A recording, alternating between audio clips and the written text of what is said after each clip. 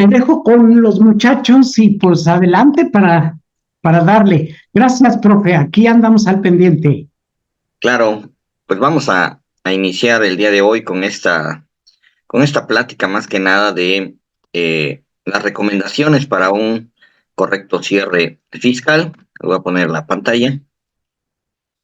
Y pues, si bien es cierto, hay muchos formatos por ahí en el mercado, hay bastantes cursos, ya traemos la experiencia de algunos años, ¿no? Los que nos va a tocar hacer nuestro cierre por primera vez, pues va a ser importante que tomemos en cuenta algunas cosas que muchas veces dejamos pasar, ¿no? Tal vez por la parte práctica, ya lo hacemos de manera cotidiana, algunas cuestiones ya las hacemos de hace años, sin embargo, pues han sufrido modificaciones y es importante pues darle una revisada a todas estas disposiciones en materia fiscal y también en materia contable que nos van a ayudar a tener un correcto cierre fiscal. Pues sean bienvenidos, cualquier duda, comentario, por ahí lo ponen en el chat o prenden su micrófono eh, y pues vamos a iniciar. De entrada, hay algo importante que siempre quiero definir en un inicio de una plática de impuesto sobre la renta, que son los elementos esenciales de la contribución, o en este caso del impuesto. ¿Ok? Del impuesto, que es un impuesto de tipo directo y que en este artículo primero de la ley de renta nosotros solamente encontramos tanto los sujetos como el objeto de la propia ley. Sin embargo, más adelante, por ahí del artículo 9 para personas morales, va a aparecer la base, va a aparecer la tasa, por ahí también va a aparecer la época de pago, y todo esto a referencia de lo que establece el propio artículo 5 del Código Fiscal de la Federación con relación al artículo 6. Si recordamos el artículo 5, ese famoso artículo 5 del Código Fiscal de la Federación, donde me habla de una aplicación en un primer párrafo, aplicación estricta de las disposiciones fiscales, pero en un segundo párrafo me habla de qué, de la interpretación, que no es lo mismo aplicar que interpretar. Por ahí hay un error de redacción también en materia del artículo 5, pero es importante que nosotros sepamos que toda disposición, toda, absolutamente toda, se interpreta y luego se aplica. Lo que nos acota el primer párrafo del artículo 5 es la aplicación, más no la interpretación. Tan es así que en algún momento la Corte, los tribunales, manifestaron que para aplicar cualquier disposición era necesario primero interpretarla y que este artículo 5, en primera instancia, a las disposiciones que establecen cargas a los particulares, las que fijan infracciones y sanciones, excepciones a las mismas, dice, son de aplicación estricta. Y de ahí nace esta primera parte que nos adentra al tema de impuesto sobre la renta. ¿Por qué? Porque me habla de cargas a los particulares y el propio 5 me dice que las cargas a los particulares son las disposiciones que se refieran a qué, sujeto, objeto, base, tasa o tarifa. La época de pago no viene en ese artículo 5, sin embargo, mediante jurisprudencia se consideró un elemento esencial de la contribución, o en este caso del impuesto sobre la renta. El artículo primero nos habla de personas físicas y morales. ¿Quiénes? Todas, ¿ok? Todas. Eso es nuestro sujeto de entrada. Si yo soy persona física o soy persona moral, me tengo que preguntar, tengo que pagar impuesto de acuerdo al artículo primero, soy sujeto. De que soy sujeto, soy sujeto. Pero puede ser que sea sujeto y no cause, que es muy diferente. La causación viene establecida en el artículo 6 del Código Fiscal de la Federación y nos habla de que las contribuciones se causan cuando suceden las situaciones jurídicas o de hecho previsto en las normas fiscales vigentes. Y en este sentido, si yo soy sujeto, ok, sí, ya estoy dentro de esta esfera, estoy dentro del ojo, vamos a ponerlo aquí, de la ley, ¿no? Pero ahora, más adelante, tengo que ir a ver si tengo algún objeto para efectos de que ese objeto se someta a un mecanismo o a una mecánica de cálculo donde va a aparecer la base y donde va a aparecer la tasa. Muchas veces nos preguntan, ¿no? Como contadores, oye, ¿cuándo ya debo pagar impuestos? ¿Cuándo me tengo que inscribir? Si mi tiendita es una tiendita chiquita, me tengo que inscribir. De entrada, el artículo primero ya te dejó como sujeto. Más adelante, el propio Código Fiscal de la Federación también nos establece las obligaciones. Y una de las primeras obligaciones, ¿cuáles es? Inscribirse al RFC. ¿Vale? Inscribirse al RFC. Así que todos estamos obligados, así como también lo estableció el artículo 31 en su fracción cuarta, ¿no? De la Constitución. Y vienen ahora el objeto. El objeto me dice, bueno, tú eres persona física o persona moral residente en México. Y nos vamos a enfocar el día de hoy un poquito más a las morales, que son las que ya se acercan. Y me dice las residentes en México. La residencia es aquel elemento que sujeta, que vincula a este sujeto pasivo de la relación jurídico-tributaria, llamados personas físicas o personas morales, pero que tienen una característica en un primer momento o en una primera fracción, que es que tengan la residencia en territorio nacional o en México. Y la residencia, pues tendríamos que ir a estudiar lo que establece el artículo 9 del Código Fiscal de la Federación, pero para personas morales me indica que esa residencia, esa persona moral va a ser residente donde establezca la administración principal del negocio, o sea, donde se tomen las decisiones. Y eso se vincula también en algún momento con todos aquellos temas de beneficiario controlador, porque también me habla de la toma de decisiones, del beneficio que llega a aterrizarse en una o en varias personas. Pero ese es otro punto también importante. Y ahora sí viene el objeto. Respecto de cuántos o de cuáles de todos sus ingresos. Cualquiera que sea la fuente, la ubicación de la fuente de riqueza, de donde provengan, ¿sale? O sea, que si yo soy persona moral o persona física y obtengo ingresos del extranjero, soy obligado al pago del impuesto. De entrada sí soy obligado, ¿eh? Que más adelante me va a poder permitir acreditar el ISR pagado en el extranjero, eso es otra cosa. Pero de que ese ingreso causa. Ese ingreso está sujeto. Ese ingreso es objeto de la ley del impuesto sobre la renta, sea la procedencia de donde sea, solo por el hecho de que tú eres residente en territorio nacional. La fracción segunda nos habla de, ahora, los que no son residentes aquí, pero tienen una característica o tienen una, un local, una bodega, una agencia de ventas, etcétera, porque me dice, los residentes en el extranjero que tengan un establecimiento permanente en el país, ¿ok? En el país, ¿qué es un establecimiento permanente? De ahí el artículo 2 me ayuda a definir el establecimiento permanente, que es cualquier lugar de negocios, ¿no? Y me da ciertos ejemplos, bodegas, locales, etcétera. De ahí, respecto, ahora sí, no de todos los ingresos. Lógico que si esta persona es residente en el extranjero y tiene más ingresos de allá, pues solamente va a ser contribuyente por los ingresos atribuibles, dice, al establecimiento permanente en México. Entonces yo puedo tener algún residente en el extranjero con un establecimiento permanente en México y solo se va a causar el impuesto sobre la renta por los ingresos del establecimiento permanente en México. Y los terceros siguen siendo residentes en el extranjero, pero van a pagar el impuesto no teniendo establecimiento permanente, pero sí hay ingresos de fuentes de riqueza situados en territorio nacional. Entonces tenemos tres supuestos de sujeto y objetos. Residentes en México respecto de todos sus ingresos. Dos, residentes en el extranjero con establecimiento permanente respecto a los ingresos atribuibles a este. Y tres, residentes en el extranjero sin establecimiento permanente, pero cuando obtengan ingresos provenientes de fuentes de riqueza en territorio nacional. ¿Sale? Como primer acercamiento a lo que vamos a estar platicando el día de hoy, que es nuestro cierre fiscal. Ahí también les dejo la diapositiva de establecimiento permanente, que nos dice ahí que son agencias, oficinas, fábricas, talleres, instalaciones, minas, canteras, o cualquier lugar de exploración, extracción o explotación de recursos naturales. Ingresos atribuibles. También es importante identificar qué es un ingreso atribuible, pues es aquel que proviene de la actividad empresarial, me dice, que desarrolle ingresos por honorarios, en general por la prestación de un servicio personal independiente, enajenaciones de mercancías, de bienes inmuebles en territorio nacional.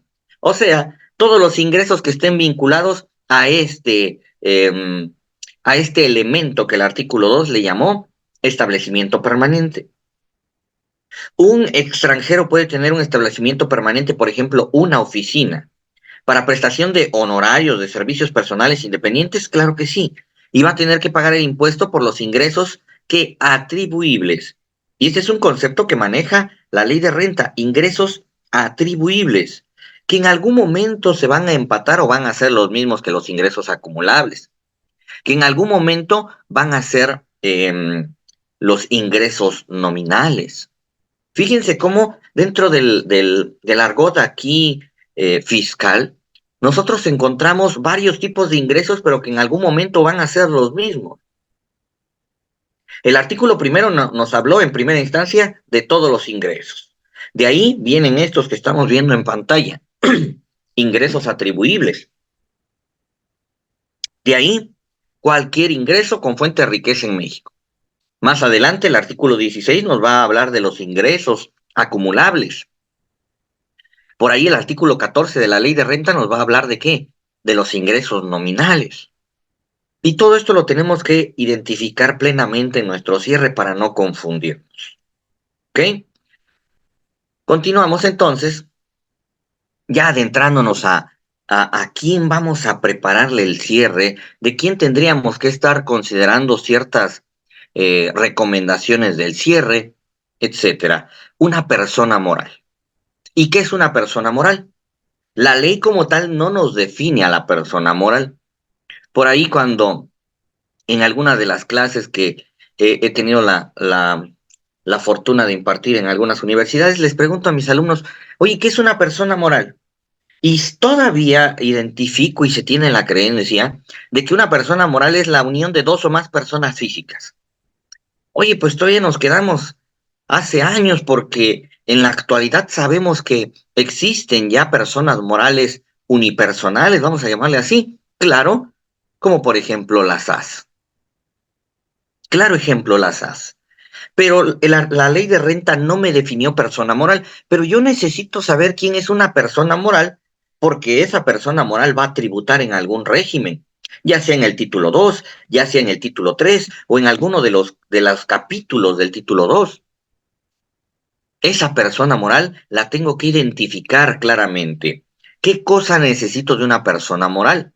Porque son las que ya están próximas ahorita en el mes de marzo y debemos tomar en cuenta estas recomendaciones, ¿no? Primero la identifico, qué tipo de persona moral eres, si eres persona moral para efectos de impuesto sobre la renta, porque si no eres, pues ¿para qué te toco?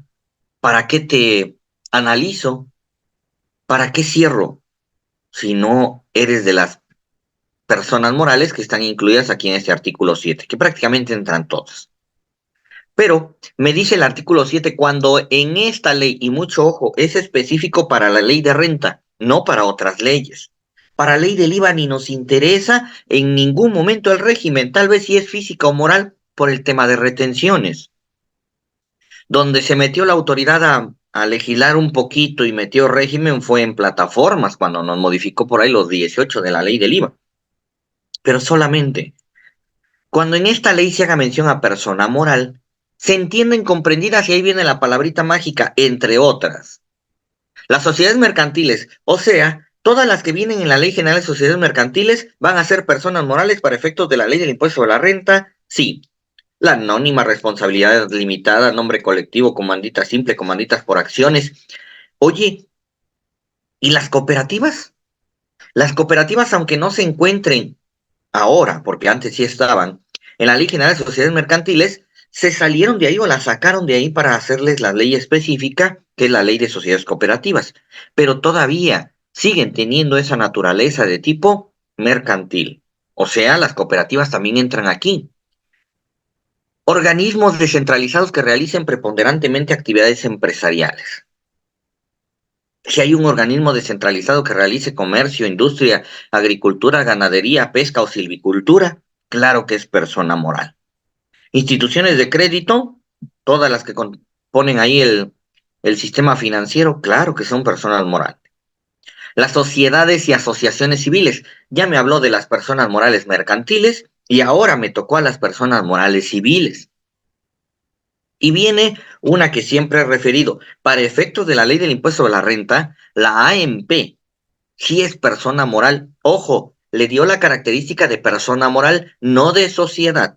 No es lo mismo. Una sociedad es aquella que está conformada de acuerdo a los lineamientos de la ley específica. Llámese ley mercantil, ley civil, ley agraria. Esa sí es una sociedad que para efectos fiscales se considera persona moral. Oye, pero la AMP no es una sociedad. Por naturaleza no es una sociedad. Pertenece o forma parte del derecho mercantil. La regula el derecho mercantil. Y en ese sentido, la asociación en participación, ¿cómo la define el derecho mercantil? Como un contrato, no como una sociedad, como un contrato. Ah, pero para efectos fiscales, pues vamos a ver que ese contrato, aunque no sea una sociedad como la sociedad anónima, por ejemplo, que tiene que pasar todos los pasos para su constitución, sus socios, sus acciones, etcétera, para efectos fiscales, la asociación en participación se va a considerar persona moral y le vas a tener que dar el tratamiento de cualquier persona moral. Claro, con cierta restricción, bueno, con cierto requisito, que es cuando a través de ella se realicen actividades empresariales en México. Eso sí se debe cumplir, si no, pues no sería persona moral. Ya nos definimos a nuestra persona moral, ya tenemos a esta figura, a esta persona moral lista para el cierre y vamos a considerar que pudiera estar en alguno de los regímenes específicos que nos da la ley del impuesto sobre la renta. Ejemplo, ese famoso título 2, que es personas morales del régimen general, pudiera estar ahí en el capítulo 7 del título 2, claro, de los coordinados, pudiera ser agape, que es el capítulo 8, pudiera estar en el capítulo 6, régimen opcional, pudiera estar en el título 3, personas morales con fines no lucrativos, que recordemos que esas no se presentan en febrero, sino en marzo, perdón, sino se presentan en febrero, y las últimas, las más famositas, ¿no? El capítulo 12, el capítulo 12 del título 7 de la ley del impuesto sobre la renta, estos famosos reciclos personas morales. Pero todo atiende a llegar al resultado fiscal. Y nosotros lo tenemos en el artículo 9. Es importante darle una repasada a este artículo 9 porque llegamos a pensar que como la persona moral no pagó nada, no me va a generar algún coeficiente, o como no pagó nada, pienso que tuve. Me dice el artículo 9, las personas morales, ¿cuáles? Pues ya las que ya me dijo el artículo 7, todas las que me dijo el artículo 7. Deberán calcular el impuesto sobre la renta aplicando el resultado fiscal obtenido en el ejercicio, la tasa del 30%. Aquí, ¿qué elemento esencial de la contribución encontramos?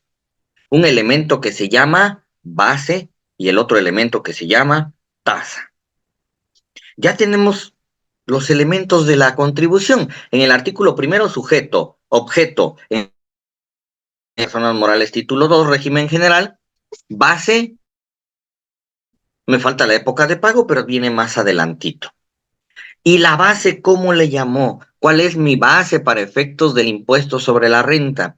Un concepto que se llama resultado fiscal, que me da dos fracciones y es importante identificar que la primera fracción no nos lleva al resultado fiscal, nos lleva a una antesala del resultado fiscal que se llama utilidad fiscal, que no es lo mismo, pero en algún momento pudieran ser iguales.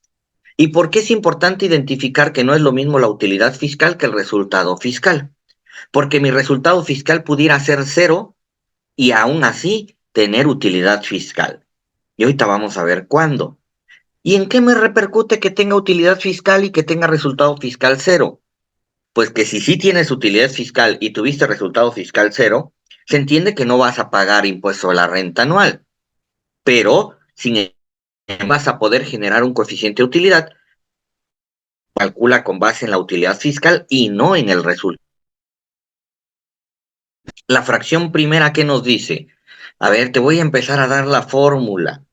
La utilidad fiscal se obtendrá disminuyendo de la totalidad de los ingresos acumulables, y te puse en negritas el primer elemento que debemos ir a observar y tener ciertas consideraciones con los ingresos acumulables. Entonces, primero agarras tus ingresos acumulables, claro, para efectos anuales, obtenidos en el ejercicio. Le vas a restar un segundo concepto que se llama deducciones autorizadas. Claro, por cada uno de los títulos o de los capítulos en los cuales se esté tributando. Y la PTU pagada, ojo, la PTU del año pasado pagada. Por ahí me hicieron una pregunta en algún curso también de cierre y me decían, si yo no la pagué en mayo y la fui pagando hasta diciembre, ¿la puedo restar?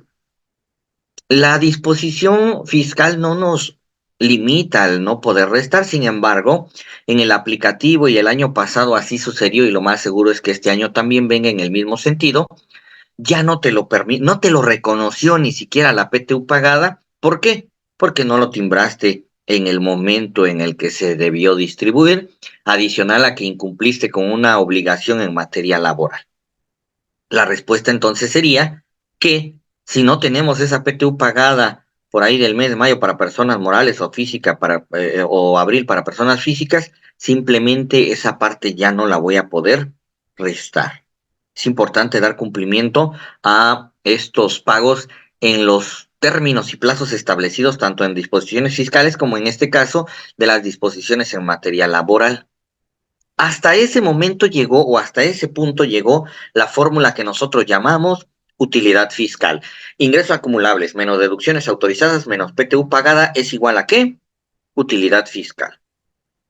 Ahora bien, de la utilidad fiscal parto y le voy a poder disminuir ¿qué? Pérdidas fiscales pendientes de aplicar. Y ahora sí llego a lo que se llama resultado fiscal. Entonces, ¿cuándo voy a poder tener resultado fiscal cero y utilidad fiscal? Cuando haya amortizado pérdidas fiscales.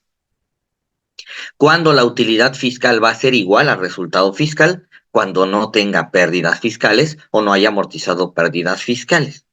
Ese es el elemento que difiere entre la utilidad fiscal y el resultado fiscal. Ese es el único elemento. Y eso nos pudiera provocar, como les decía, ¿qué tal que el empresario por ahí le dijeron, pues no vas a pagar impuestos sobre la renta porque amortizamos pérdidas? Ok. Y al siguiente año, oye, los provisionales, ¿y por qué traigo coeficientes si no pagué nada? No es lo mismo no pagar que no tener utilidad, porque la utilidad sí existió, solamente que para efectos de la base gravable se amortizaron o se disminuyeron las pérdidas fiscales pendientes de aplicar. Y ahí les puse la formulita, ¿no? Ingresos acumulables menos deducciones autorizadas menos PTU pagada es igual a utilidad fiscal. Hasta ese punto llega la fracción primera. Esas cuatro serían fracción primera. Ingresos menos deducciones menos PTU pagada igual a utilidad fiscal. Menos pérdidas fiscales. Ahora llegamos al resultado fiscal, que esas últimas dos serían nuestra fracción segunda. Allá queda gráficamente nuestra formulita. Y aparece este otro elemento que les decía, que solamente mediante jurisprudencia es que se consideró un elemento de la contribución, porque no estaba establecido como una carga al particular, de acuerdo al artículo 5 del Código Fiscal de la Federación. A ver. Lo de la PTU, claro. Miren, la PTU pagada, a ver, me regreso aquí.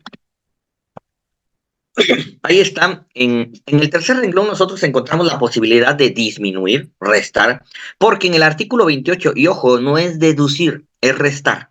En el artículo 28 de la Ley del Impuesto sobre la Renta, encontramos que es no deducible la PTU precisamente.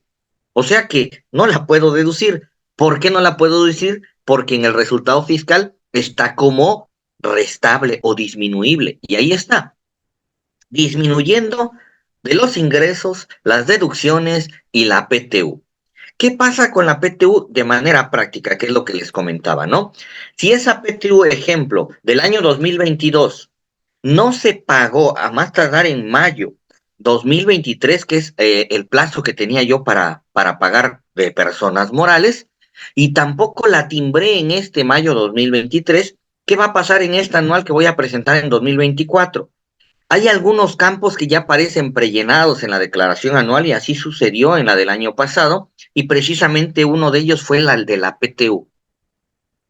Y muchos dijeron, oye, es que no me permite ni siquiera editar y ponerle la PTU pagada, porque sí la pagué, nada más que no la pagué en mayo, la pagué en agosto, vamos a ponerle. Ah, pues como la pagaste en agosto, ya no reconoce que cumpliste en tiempo y forma y no te permite editar ese campo de PTU pagada. Por eso les comentaba que es importante de que, por ejemplo, ahorita en 2024, si se determina una PTU, se esté cumpliendo en tiempo y forma, porque si no va a tener una repercusión para la declaración del 2025. No me va a permitir restarla. Ah, tan es así que también en los pagos provisionales, recordemos que la disposición del artículo 14 nos dice que esa PTU se va a tener que distribuir en tales meses, de los meses de junio a diciembre, me dice, mayo a diciembre, perdón. La voy a tener que dividir en partes iguales e irla acumulando en mis partes. Oye, ¿qué pasa si tú la pagaste en agosto? Nada más vas a disminuir en 3 meses todo. Esa es la parte que el sistema, porque técnicamente o sí tecnológicamente, no nos los va a permitir.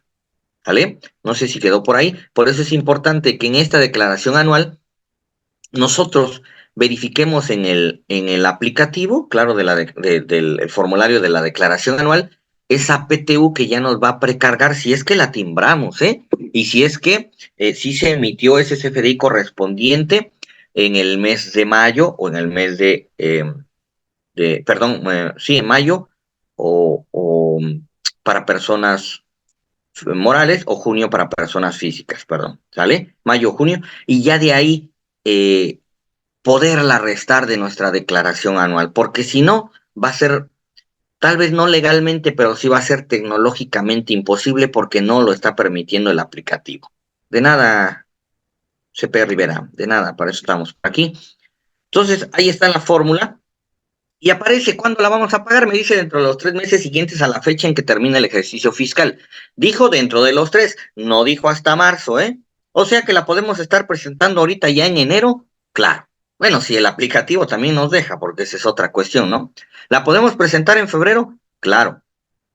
Pero la mayoría, ¿qué hacemos? Pues la presentamos, bueno, hasta yo, su servidor, luego andamos ahí queriendo cerrar ya desde enero, pero luego se complican algunas cuestiones tecnológicas, como por ejemplo, y ahí viene la primera recomendación en materia de cuándo la vamos a presentar.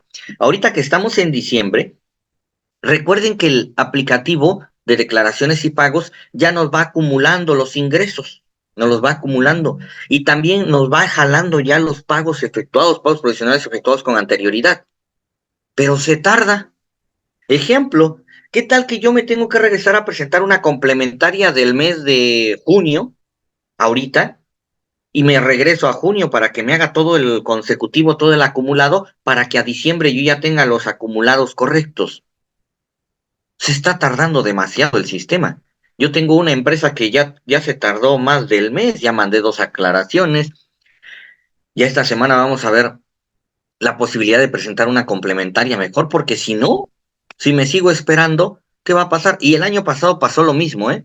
De acuerdo a lo que la autoridad manifestó, decía que de que yo muevo ingresos o algún rubro de mis pagos provisionales, la actualización se iba a realizar en un término de 3 a 5 días.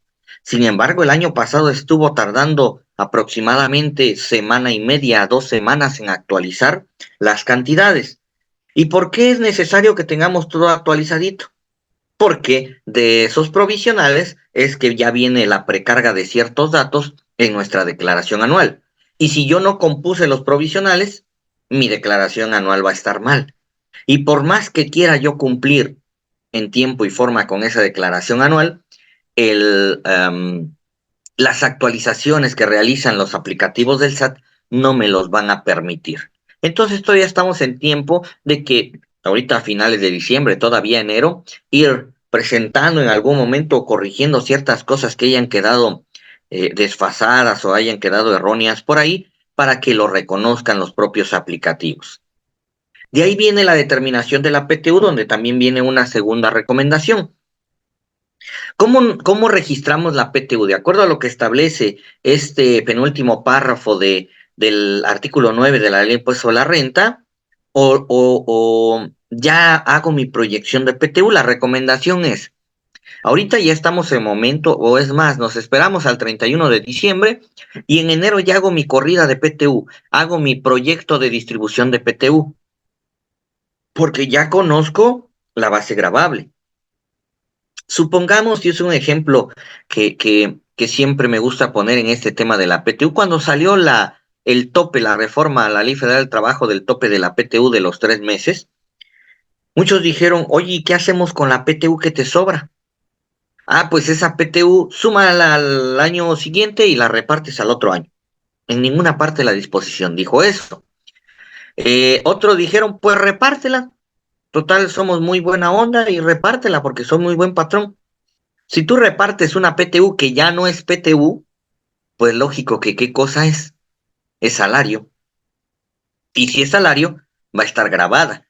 Y ya no le van a aplicar todas las disposiciones en materia de exención y control de esa PTU. Entonces tampoco es una opción viable. ¿Cuál es la opción que se recomendó más? Que ese diferencial de PTU, en primera instancia, que ni existe ese diferencial de PTU. ¿Y cómo? Pues si ya en enero hago mi proyección o mi proyecto de distribución de PTU, ya voy a poder saber cuáles están topados y cuáles no están topados. Y solamente tendría que registrar en mi declaración anual lo que voy a distribuir. Vamos a poner que aquí mi renta gravable y multiplicado por el 10% que me da la Ley Federal de Trabajo, me dio una PTU de 250,000 pesos a distribuir. Pero a la hora de hacer el proyecto, yo determino que hay algunos topes, algunos trabajadores topados, y solamente voy a distribuir 230,000. Tengo 20,000 pesos de diferencia. Ah, pues entonces ya sé que para efectos del registro de mi PTU, que me va a afectar en mi resultado, en mi estado de resultados, no en mi resultado fiscal, yo voy a registrar la afectación a resultado de 230, no de 250, contra mi pasivo de PTU por pagar de 230, para que cuando llegue el momento de pago, yo solamente eh, amortizo, mato ese pasivo y se queda en cero. No existió un diferencial. ¿Qué hubiera pasado si yo registro los 250? En mi pasivo se iban a quedar 20. Y es donde venía esa pregunta. ¿Y esos 20? ¿Qué hago con esos 20? Pues mejor, todavía antes de presentar la declaración anual, podemos presentar el proyecto, saber cuáles están topados, saber cuáles no están topados y registramos solamente lo distribuible. Esa sería la recomendación en materia de PTU para no tener que estar haciendo correcciones después. Porque si ese pasivo se queda abierto, ¿cuándo lo vas a saldar? Nunca. Porque como te dije, si lo distribuyes, vas a tener que grabarlo. Y si lo sumas al siguiente año, pues prácticamente estás haciendo lo mismo porque vas a tener topados. Y vas a ir arrastrando esos pasivos año tras año y nunca se van a acabar. ¿Vale?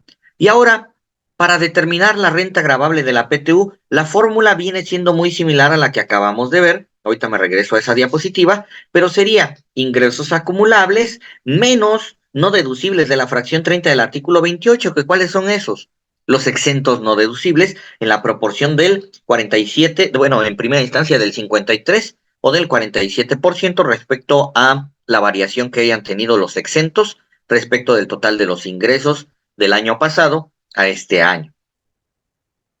Se parece a la de resultado fiscal, pero ¿qué no se le quitó? No se le quitó la PTU y tampoco se restan las pérdidas. Dice, para la determinación de la renta gravable en materia de PTU, los contribuyentes deberán disminuir de los ingresos acumulables las cantidades que no hayan sido deducibles en los términos de la fracción 30. Y el anterior nos dijo que tampoco se resta la PTU ni las pérdidas. Entonces, ¿cómo queda mi fórmula de PTU? Partiendo de la misma fórmula. Ingresos acumulables menos, y ahí va a aparecer que los no deducibles de la fracción 30 del 28, menos no deducibles de la fracción 30 del 28, menos deducciones autorizadas. Hasta ahí, porque ya no le voy a quitar PTU pagada y ya no le voy a quitar pérdidas fiscales pendientes de amortizar. Así quedaría mi fórmula para la determinación de la base gravable de la PTU. ¿Ok? Vamos a revisar pagos provisionales porque es importante, como les dije hace ratito, que nos regresemos a ver si todo está bien. Si mi acumulación de ingresos fue correcta, si los puse en los momentos correctos, si empatan, porque también debemos hacer esas compulsas que ya está haciendo el SAT, si empatan mis FDIs, para personas morales régimen general, ¿cuál sería la recomendación? Descárgate al 31 de diciembre, lo puedes hacer en enero, descárgate todos tus FDIs. Yo lo que hago, yo trabajo con algunas tablas dinámicas, me gusta bastante trabajar con tablas dinámicas. Em, Genero tablas dinámicas por mes dentro digamos, selecciono todos mis FDIs, pongo filtros y filtro los FDIs tipo ingreso, porque son los que van a entrar, los tipo ingreso no. Todos los FDIs tipo ingreso, sean PPD, sean PUE, porque para título 2 recordemos que los ingresos se acumulan a contado, a crédito, etcétera, todos. Para reciclos, ¿qué les recomendaría? El mismo filtro, el mismito filtro, pero solamente filtraríamos ¿qué? Pues, ¿por qué? Porque ahí es efectivamente cobrado, pues, y haría otro filtro de mis complementos de pago, porque esos también los tendría que acumular. Y ahí empiezo a hacer pruebas con respecto a clientes. ¿Por qué? Porque clientes tendrían que hacer mis PPDs menos mis RPs, tendría que darme el saldo de clientes. Todo debería estar amarrado en contabilidad y con base en CFDIs, en este tema de reciclos. En temas de personas morales régimen general, hay un poquito de más apertura por ahí. Claro, bueno, se lo voy a mandar aquí al contador Berrones para que tengan el material y ya se los comparte ahí en su página, creo lo sube, no recuerdo bien. Pero ahorita, al finalizar la plática, igual se lo comparto al contador para que puedan tener acceso a este material, ¿vale? Perfecto. Ahora bien, les decía, en pagos provisionales debemos tener cierto cuidado en algunos aspectos que les voy a mencionar, claro, en todo, pero hay algunos importantes que nos pueden llegar a repercutir. En primera instancia, el cálculo del coeficiente de utilidad, como les dije, puede que no tenga resultado fiscal el año pasado, pero sí tuve utilidad. Me dice en primera instancia y de manera general que el ejercicio por el que calcule el coeficiente de utilidad tuvo que haber sido el último de 12 meses, por el que se hubiera o debió haberse presentado la declaración. Y luego me dice, vas a dividir tu utilidad fiscal entre ingresos nominales. Y aparece esta otra palabrita, este otro concepto, ingresos nominales. ¿Qué son los ingresos nominales? Porque ya me habló el artículo primero de algunos ingresos, ya me habló también el artículo 2 de los ingresos atribuibles, ya me habló el artículo 16, bueno, apenas vamos al 16 de los ingresos acumulables, y ahora viene el 14 y me saca unos ingresos que se llaman ingresos nominales. Más adelantito del artículo 14 me menciona que los ingresos nominales son los ingresos acumulables, o sea, los del mismo 16. Los ingresos acumulables, a excepción del ajuste anual por inflación acumulable. O sea, ¿son los mismos? Sí, ingresos acumulables menos ajuste anual por inflación acumulable cuando resulte sería igual a ¿qué? Ingresos nominales. Y eso es los que tú vas a ocupar para efectos de tus pagos provisionales.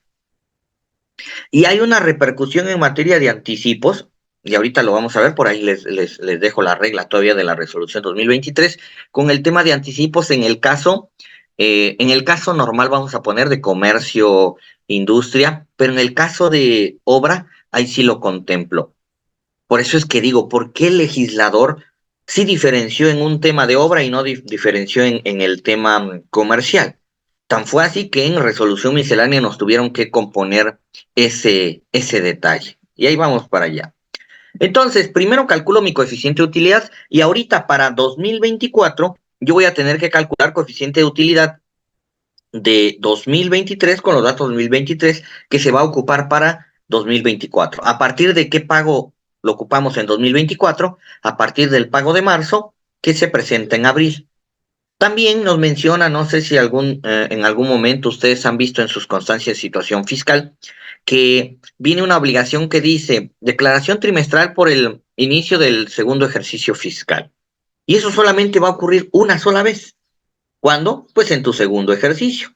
Y también con, con la, con la condición de que el primer ejercicio hayas tenido coeficiente de utilidad. Porque si no tuviste, simplemente el segundo ejercicio se va a ir igual.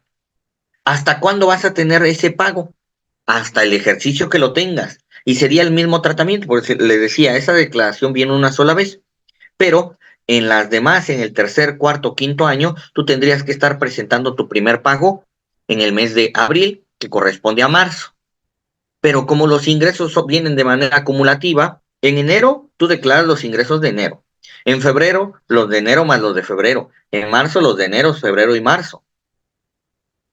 Por eso en enero, febrero que no traías coeficiente y cuando presentas en marzo prácticamente estás presentando como si fuera una trimestral.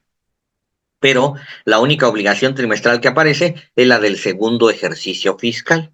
Si ya no estás en el segundo ejercicio fiscal, presentas mensuales, normales, no trimestral.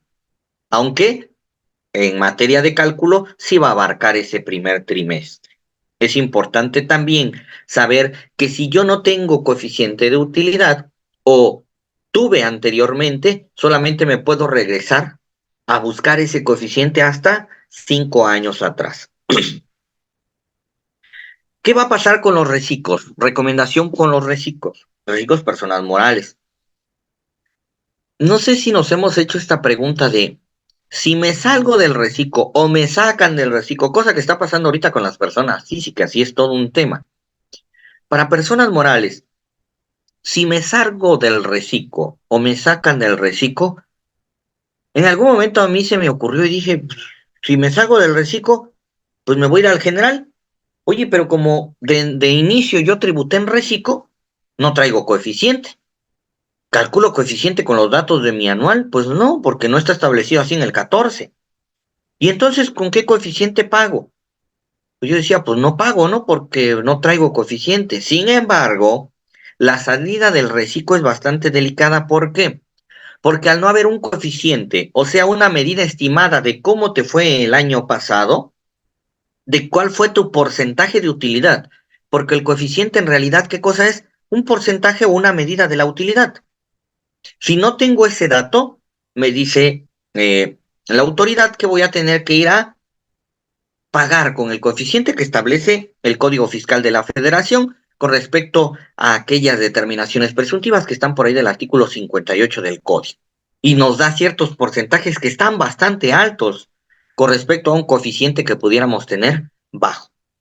Entonces, los reciclos que se salgan van a tener una afectación económica bastante importante porque su coeficiente va a estar bastante pesadito, va a estar bastante alto ese coeficiente. Así que los que están en reciclo, a cuidar que se queden ahí en ese reciclo, dar cumplimiento a todas las obligaciones, porque recuerden que es una de las formas en que te puedes salir del reciclo si no cumples con todas las obligaciones, como es lo que está pasando con reciclos personas físicas que no presentaron su declaración anual, que no activaron su buzón tributario, que no tienen activa su firma electrónica, pues no cumplieron con las obligaciones, que rebasaron el monto de los ingresos, etcétera. ¿Vale? Así que recomendación para los reciclos. Ahí está lo de coeficiente de utilidad, cuando estamos en el segundo ejercicio fiscal, cuando no tuvimos o hasta cuando nos podemos regresar a buscar nuestro coeficiente de utilidad. Ahora bien, en pagos provisionales, ejemplo, nosotros ahorita en 2023 ocupamos el coeficiente de utilidad del 2022. ¿A partir de cuándo? Pues a partir de que lo conocemos, o sea, a partir de marzo. Quiere decir que enero, febrero se tuvo que haber pagado con el coeficiente de utilidad de cuándo? Del 2021, que es el que todavía conocíamos. Y si no hubo, pues no, simplemente no hubo pago provisional en esos 2 meses. A partir de marzo que se presenta en abril, es que ya tengo o conozco el coeficiente de utilidad de 2022 que ocupé en 2023. ¿Y cómo se determinó? Ahora aquí, la utilidad fiscal dice que se determina multiplicando el coeficiente de utilidad por los ingresos nominales. Recuerden que nuestra base para efectos de el pago provisional no se llama ingresos acumulables, que para efectos del anual sí son acumulables, pero para efectos de provisionales son ingresos nominales. Entonces multiplico los ingresos nominales por el coeficiente de utilidad y me da un concepto que se llama utilidad fiscal. ¿Qué es una utilidad fiscal estimada? Porque se está calculando con base en elementos del año anterior, con un coeficiente de utilidad del año anterior. Y se piensa, se supone que esa proyección de la utilidad va a seguir en el mismo sentido durante este año. ¿Ok? Durante este año. Tan es así que dice la autoridad, bueno, si no es tu misma situación, puedes solicitar una modificación de tu coeficiente de utilidad a partir del segundo semestre, pero siempre y cuando hagas las proyecciones correspondientes y en tu anual así salga, porque si no vas a tener que pagar esas diferencias por la modificación de tu coeficiente de utilidad. Lolis, en el caso de las SAS existen diferencias de pago de ISR respecto a las del régimen fiscal, régimen general ha de ser, en cuanto al cálculo del pago provisional. En caso de las SAS va a depender mucho, Lolis, en qué régimen te incluyó la SAS. Recordemos que la SAS no es un régimen, sino la SAS es una forma de constitución. ¿Por qué te pregunto y te digo que depende de en qué régimen? Esa SAS en tu constante situación fiscal, si está en título 2, no va a tener diferencia, ¿eh? Porque una SAS se pudo haber quedado en el título 2. ¿Dónde se fueron la mayoría de las SAS y también fue un problema? Se fueron al capítulo 7 donde estaba precisamente el capítulo 8, que es el que derogaron, que era el que se llamaba opción de acumulación. Por lo general, las SAS las incluyeron en ese capítulo 8 del título 7, que tributaban con base en flujo de efectivo y claro que los pagos provisionales eran diferentes. Ahorita, ¿dónde debería estar tributando de acuerdo a su régimen de flujo una SAS y también de acuerdo a este límite de ingresos que también no rebasa con lo que establecen las disposiciones del reciclo? Precisamente debería estar en un reciclo persona moral. Si no es en reciclo persona moral porque no cumplió con las características, etcétera, y el SAT o la constante situación fiscal dice que está en régimen general, ahí no tendría diferencia.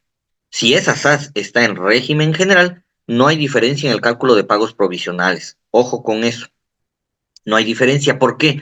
Porque las disposiciones que le aplican al título 2 no refieren un tratamiento especial dependiendo del tipo societario.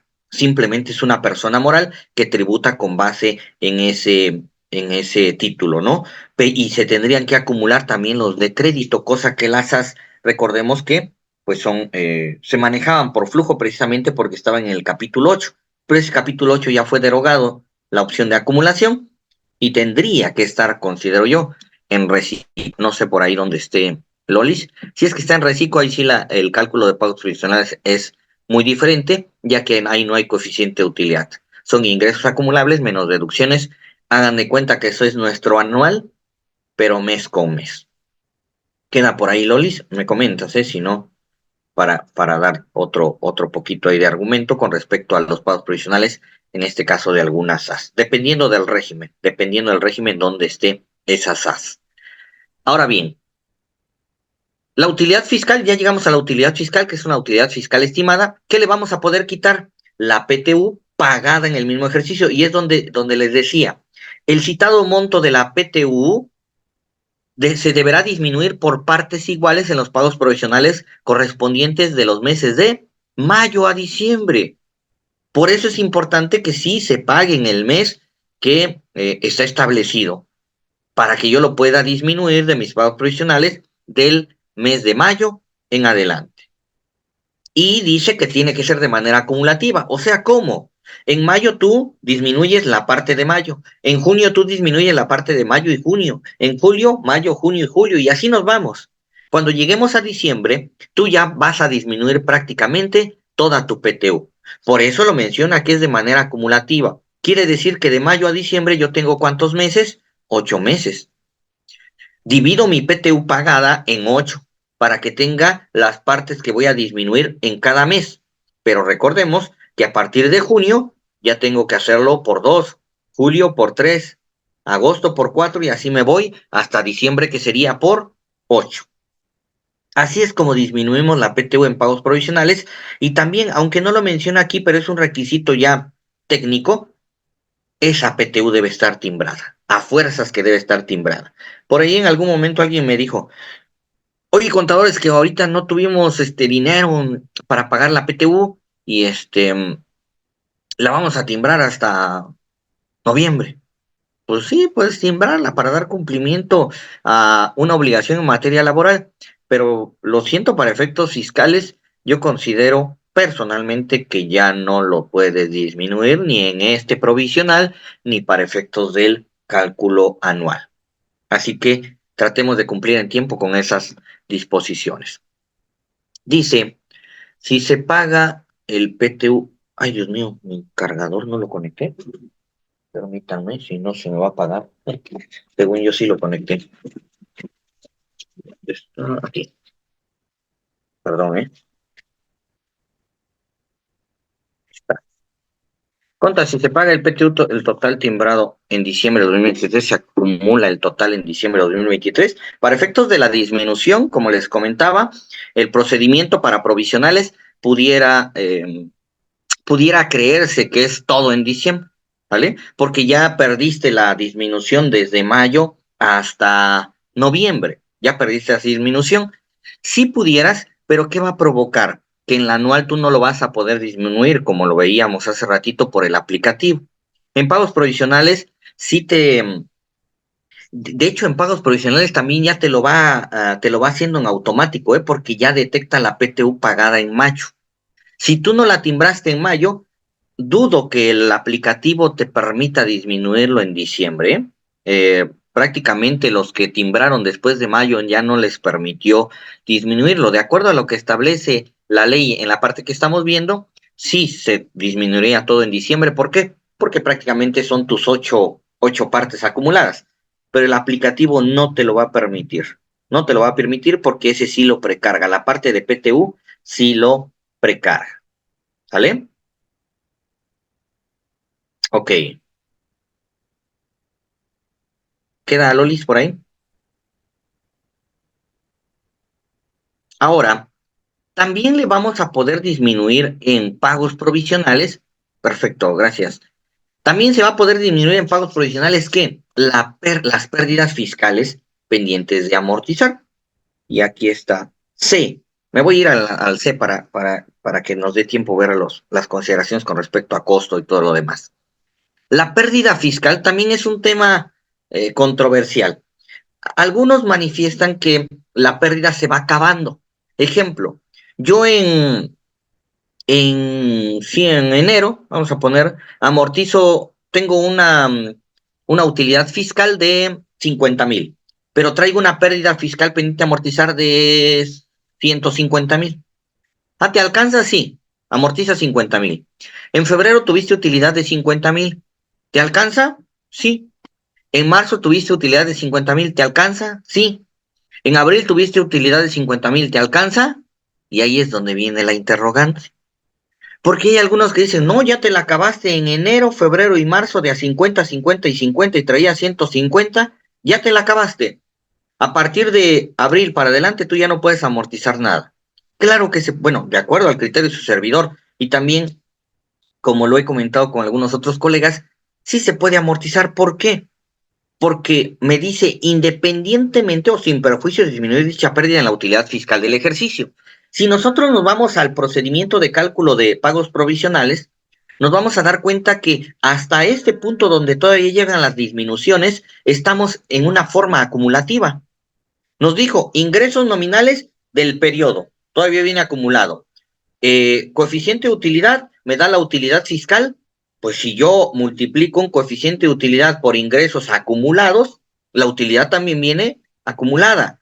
Si le resto la PTU, tanto fue así que la PTU también me dijo, de manera acumulativa, y me dice, réstale las pérdidas. Lógico que si yo resto una pérdida en enero, esa pérdida también me tendría que repercutir hasta junio, julio, agosto, hasta diciembre, porque amorticé una utilidad de un mes, pero que esa utilidad está contenida en la propia utilidad de los meses siguientes. No sé si me explico.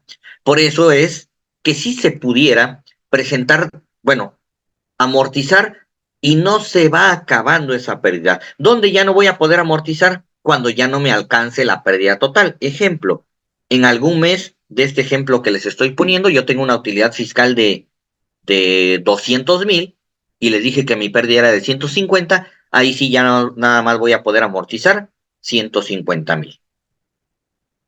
¿Ok? Eso con respecto a pérdidas. No sé si quedó por ahí. Y por último, si me permite restar o acreditar los pagos provisionales efectuados con anterioridad. Hasta este punto y en este preciso momento es donde se vuelve individual, se vuelve mensual mi cálculo. Todo lo anterior vino de manera acumulativa. Al restarle los pagos provisionales efectuados con anterioridad, me da el impuesto mensual. Aquí ya se volvió individual.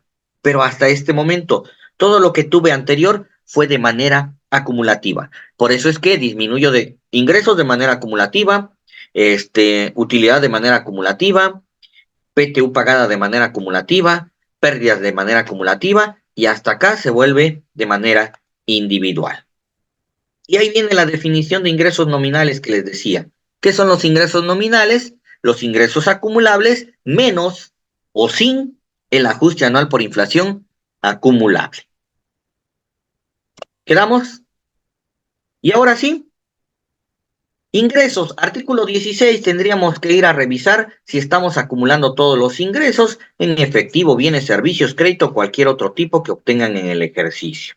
El ajuste anual por inflación también se considera un ingreso acumulable y es el ingreso que obtienen los contribuyentes por la disminución real de sus deudas. Hay algunos ingresos no acumulables como aumento de capital, pago por pérdida de accionistas, primas obtenidas en colocación de acciones, etcétera. Tampoco son ingresos acumulables los apoyos económicos siempre que cuenten con un padrón de beneficiarios. Tampoco los de dividendos o utilidades que perciban de otras personas morales en México.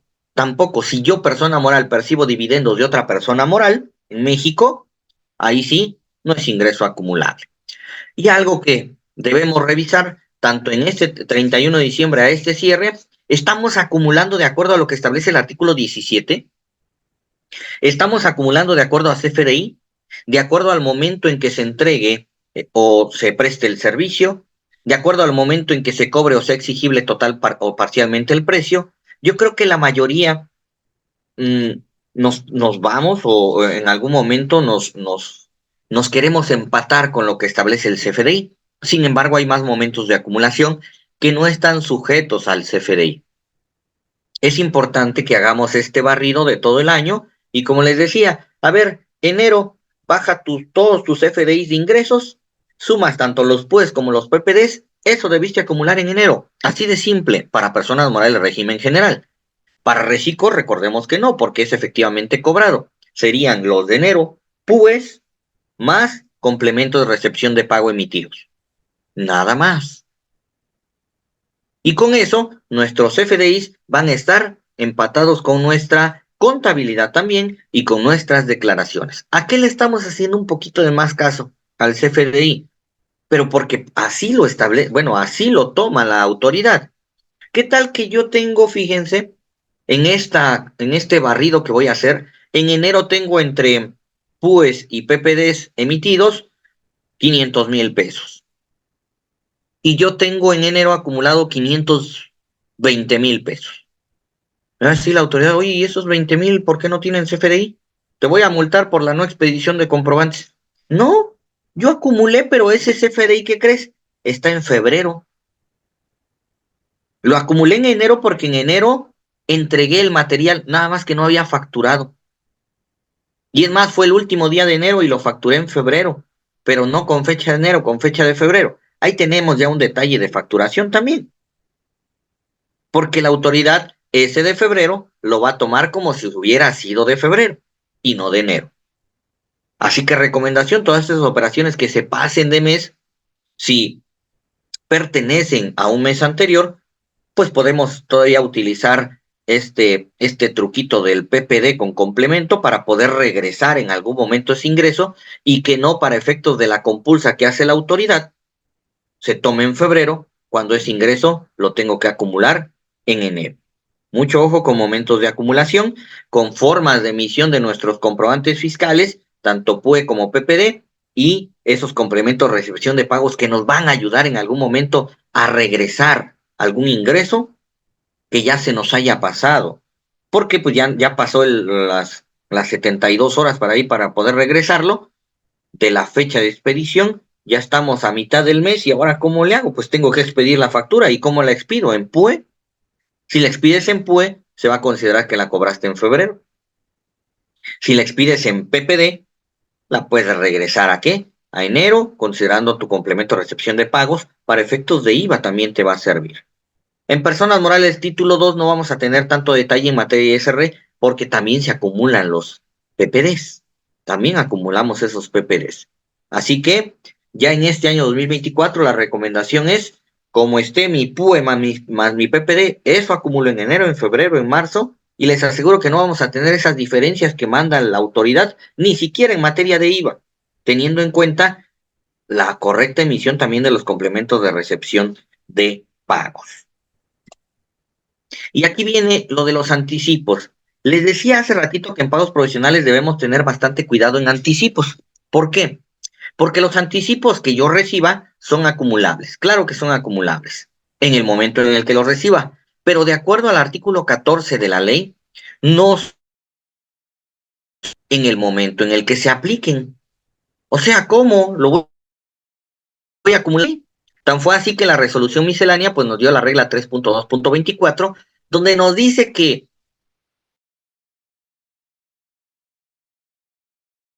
si yo quiero que esa opción, que la diferencia entre el monto de la operación y anticipo aplicado. Pero solo por miscelánea, ¿eh? Tengan en cuenta esta regla 3.2.24 y lo primero que salga en la miscelánea 24, hay que ir a ver si sigue esa regla. Que sí tendría que seguir porque no se ha corregido en la disposición fiscal.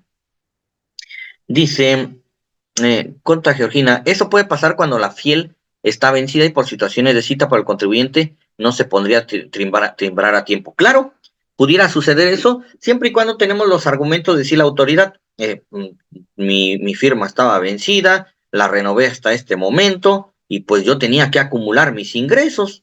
Entonces, de que estoy cumpliendo con lo que establece el 17, yo acumulé los ingresos y te pagué el impuesto aunque no haya CFDI.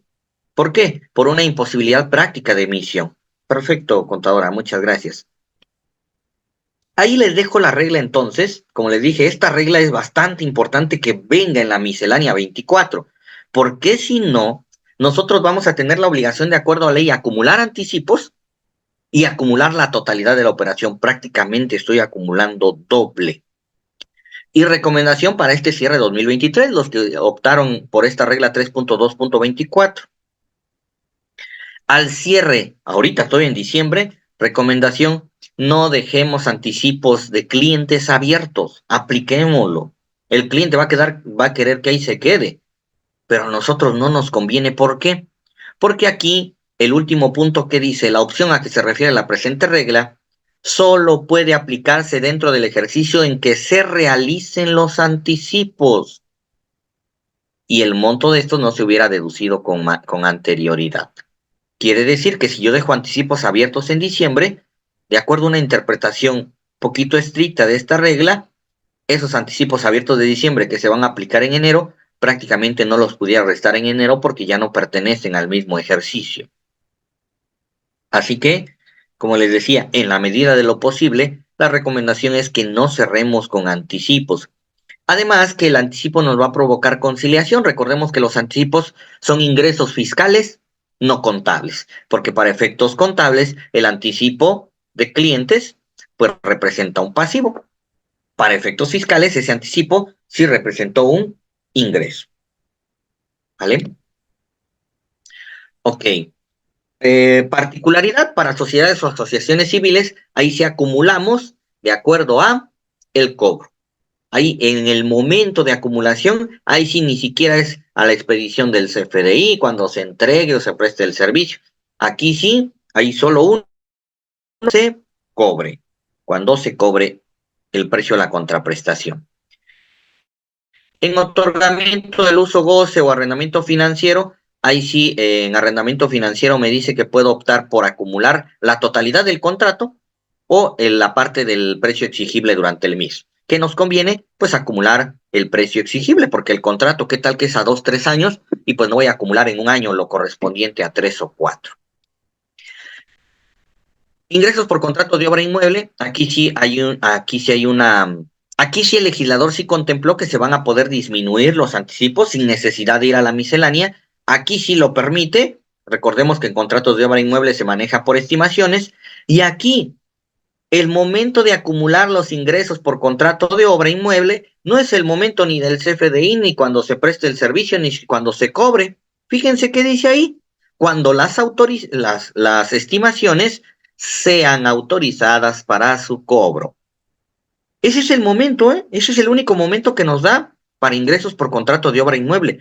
Que empata con CFDI es otra cosa. Que por costumbre ese CFDI se emite primero y después se paga la estimación, eso es otra cosa. Pero ¿qué deberíamos de acreditar de acuerdo al artículo 19 del reglamento?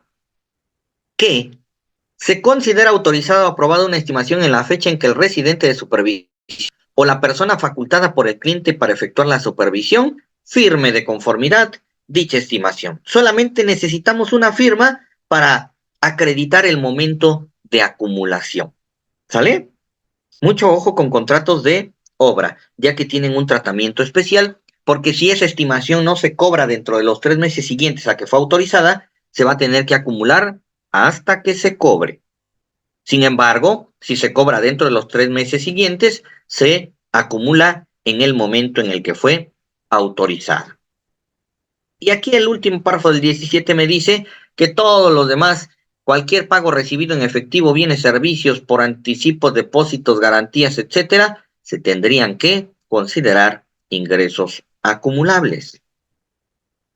Y vamos a la segunda parte de la fórmula. Si nos va a dar tiempo ver todas estas consideraciones de las deducciones. Respecto a deducciones, hay ciertas recomendaciones que también les voy a hacer con respecto al costo, con respecto a las inversiones. En primera instancia, el 25, que la mayoría yo creo ya conocemos, pues nos habla de las devoluciones, descuentos, bonificaciones que se hagan en el ejercicio. Ojo con esto, porque yo tengo la posibilidad o la facultad de emitir esas famosas notas de crédito por devoluciones, bonificaciones. Pero en devoluciones no tengo tanto detalle porque debo tener el soporte documental claro en materia de control interno para justificar el por qué me devolvieron. Fue un artículo defectuoso, no fue de su agrado, etcétera, etcétera. Pero mantener el documento que me acredite la devolución. Luego, el descuento o bonificación. Aquí sí es importante tener nuestras políticas de descuentos o bonificaciones. No nada más si llega la autoridad, oye, ¿por qué durante todo el mes tienes una gran cantidad de descuentos? A todo mundo le das descuento. ¿Cuál es tu política para otorgar descuentos? Porque a mi autoridad me suena a que estás descontando para bajar tu base. ¿Por qué? Porque los descuentos, ¿qué cosas son? Deducciones autorizadas. Ojo con las políticas de descuentos, devoluciones o bonificaciones. ¿Para qué? Se acredite en qué momentos sí se está en la posibilidad de hacer un descuento o una bonificación. El costo de lo vendido, que es un tema fiscal que muchas veces es igual al costo de ventas, pero en alguna ocasión pudiera no resultar igual. Ejemplo, cuando tenemos maquinaria en el costo, porque en el costo de ventas va a entrar la depreciación y en el costo de lo vendido va a entrar la deducción de inversiones. Desde ese punto, nuestro costo de lo vendido va a ser diferente a nuestro costo de ventas. Gastos netos de descuentos, bonificaciones o devoluciones. Aquí de una vez les hago el comentario. En gastos netos sí nos permite deducir anticipos de gastos. Sí lo permite, siempre y cuando se cumplan los requisitos del último párrafo de la fracción 18 del artículo 27, que ahorita viene más adelante. Gastos netos de descuentos, sí se permite la deducción de anticipos, pero en anticipos de mercancías, o sea, de compras, no se permiten la deducción de anticipos de compras. Tan es así que el propio artículo 28 lo prohíbe. Dice que son no deducibles los anticipos de compras de mercancías, productos semiterminados, materias primas. Todo lo que corresponde a inventarios, anticipo a compra de inventarios, son no deducibles. ¿Por qué? Porque se van a deducir más adelante vía costo. Y ahí tenemos algunas otras deducciones autorizadas dentro del artículo 25, que son las inversiones. Las inversiones, recordemos que no solamente son los activos fijos, las inversiones son activos fijos, cargos y gastos diferidos, créditos incobrables, cuotas a cargo de los patrones pagadas al Instituto Mexicano del Seguro Social. Por ahí alguien me preguntó, oye, ¿y si el patrón absorbe la cuota del trabajador es deducible? La respuesta es no. ¿Por qué? Porque me habla de cuotas a cargo de los patrones, no a cargo de los trabajadores pagadas por los patrones. Ahí sí no, ¿vale? Una cuota obrera de trabajador salario mínimo entonces sí entraría, sí entraría. ¿Por qué? Porque ahí la propia ley del IMSS le da la obligación al patrón de pagar esas cuotas obreras, aunque le hubieran correspondido al trabajador, pero por ser de salario mínimo, pues no se le retiene y ahí sí le da la carga al patrón. Esa sí es una cuota a cargo del patrón. Fracción 7, intereses devengados a cargo en el ejercicio, ajuste anual por inflación deducible, anticipos y rendimientos que paguen sociedades cooperativas de producción, así como anticipos que entreguen las sociedades y asociaciones civiles a sus miembros, cuando distribuyan en términos de la fracción 2 del artículo 94, o sea, vía asimilados a salarios. Esto es importante, hasta lo puse aparte y en negritas. ¿Qué viene lo de los anticipos? Cuando por los gastos a que se refiere la fracción tercera, gastos netos de descuentos y bonificaciones, cuando por los gastos a que se refiere la fracción tercera de este artículo, los contribuyentes hubieran pagado algún anticipo, ojo, sí va a ser deducible el anticipo, siempre y cuando se cumplan con qué, lo que les dije hace ratito, con la fracción 18 del artículo 27. Y de una vez me voy a ir para allá para no dejar. Aquí está la fracción 18 y ahorita ya me regreso. A ver, a ver. A ver, dice. ¿Qué pasa con las reclasificaciones, a veces, no? De reciclos que tuvieron actividad con personas morales. ¿Ah? ¿Pero reciclos qué? ¿Reciclos físicas? Con personas morales. Dieron CFDI y cobraron. Pero por omisiones lo reclasificaron. Ah, entiendo que estás hablando de personas físicas, ¿verdad? Y aparecen sin actividad como reciclos. No entiendo muy bien esa pregunta. A ver. Ok. ¿Qué pasa con los reciclos personas físicas? ¿Cómo quedaron sus ingresos y cómo repercuten las deducciones en las morales? Las deducciones en las morales no van a tener problema. ¿Por qué? Porque ese fue un tema de reclasificación de los reciclos personas físicas.